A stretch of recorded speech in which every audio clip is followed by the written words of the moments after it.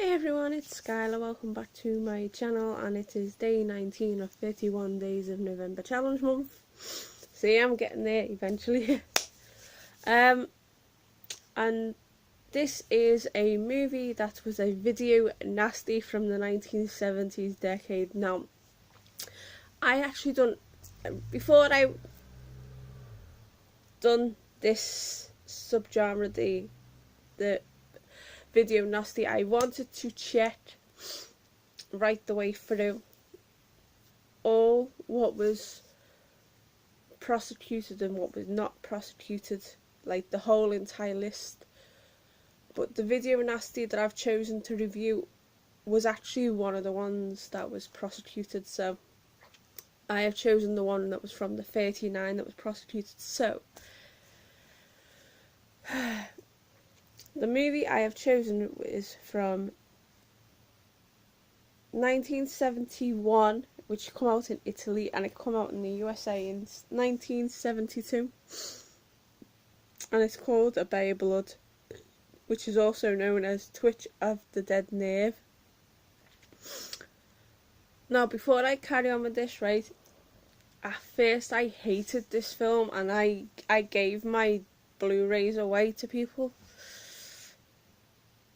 Now I'll go through this and I'll tell you a bit more about it, but I just wanted to include that in. So, directed by Mario Bava, produced by Giuseppe Zaccarello, written by Mario Bava, Giuseppe Zaccarello, Felipe Ottoni, Sergio Canevari, Dando Sacchetti.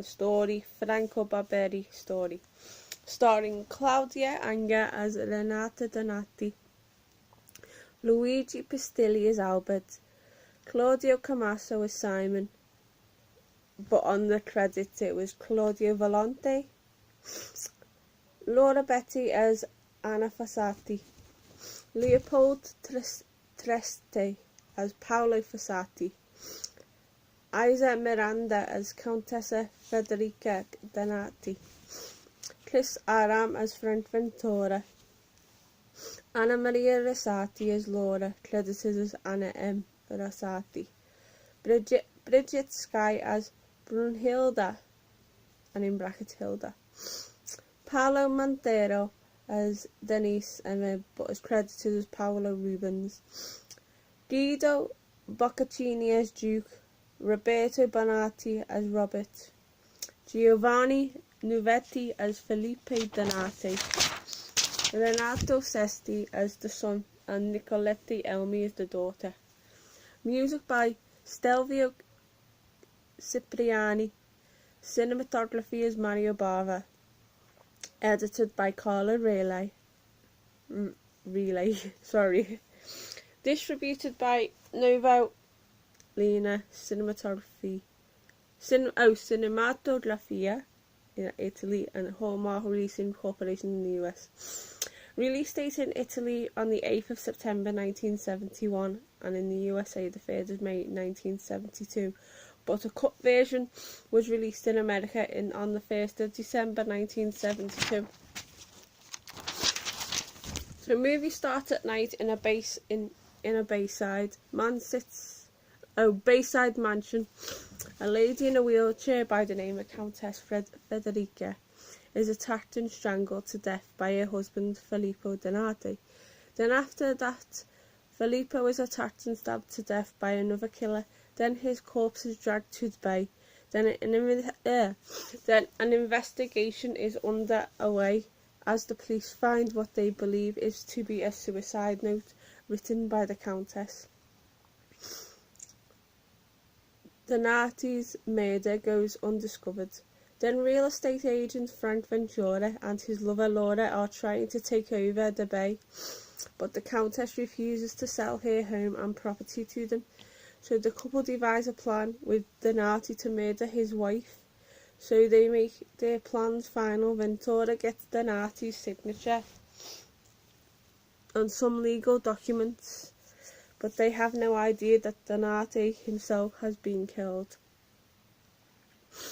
They then find out about the murders through the news. That's better. Through the news. Then 4 local teenagers break into the deserted mansion.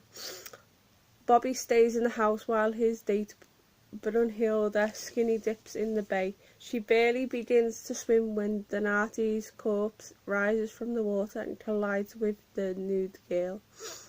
Brunhilde, who is scared, runs out of the water but runs into a killer and hacks her throat with a billhook and kills her.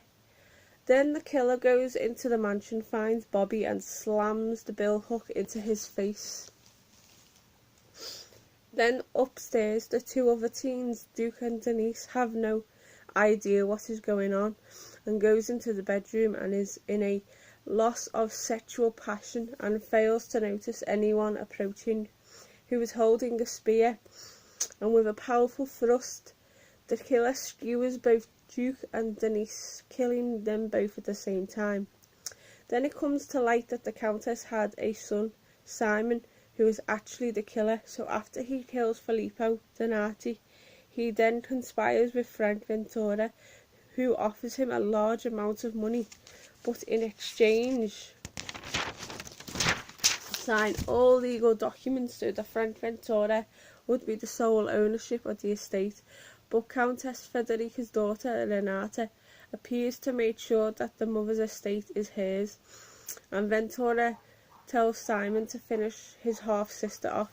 Renata is accompanied by her husband Albert, and they both visit the house of Paolo Fasati, who is an entomologist and lives on the grounds of the Donati estate.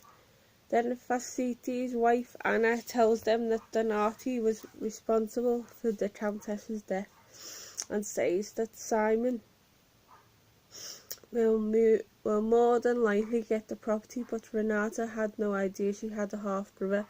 So Renata and Albert plans to murder Simon, but at the same time Simon is planning Renata's murder as well. After finding Donata's mangled and rotting corpse on Simon's boat, Renata and Albert go to Ventura's house. When they arrive, Ventura attacks Renata, trying to kill her, but Renata stabs Ventura with a butterfly knife. Then Paolo Fasati sees the assault, tries to call the police, but is confronted by Albert, who strangles him to death. Then, to make sure there aren't any other witnesses, Renata murders Anna by decapitating her with an axe. Then Ventura's partner Laura arrives to plan to meet up with him, but Simon finds out that it was the pair who planned with Donati to kill his mother, strangles Laura to death, but soon after Simon is murdered by Albert.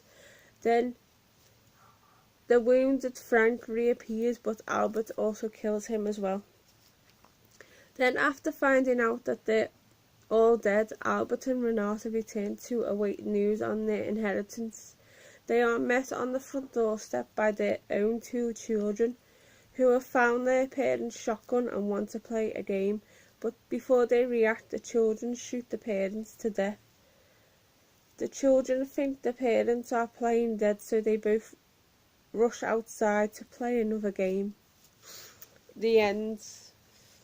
Now, my thoughts on this, right, is near enough exactly the same when I first watched it.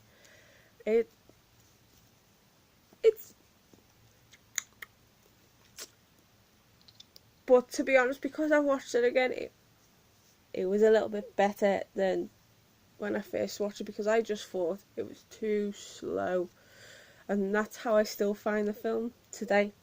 It's still a slow burner.